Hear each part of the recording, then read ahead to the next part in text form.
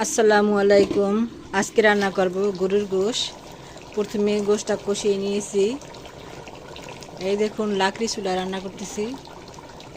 এখন কষিয়ে পানি দিয়ে দিব। পুরো ভিডিওটা দেখতে থাকুন।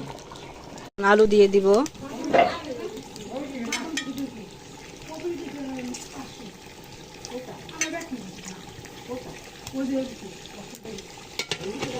আলু দিয়ে কষিয়ে গরম পানি দিয়ে দিব।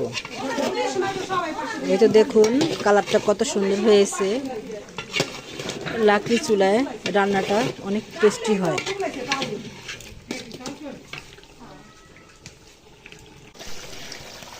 এটা এখন পানি দিয়ে দিব।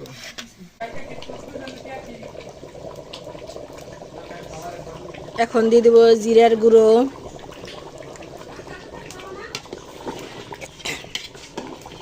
এই তো আমার গরুর গোশ রান্না শেষ। আলু দিয়ে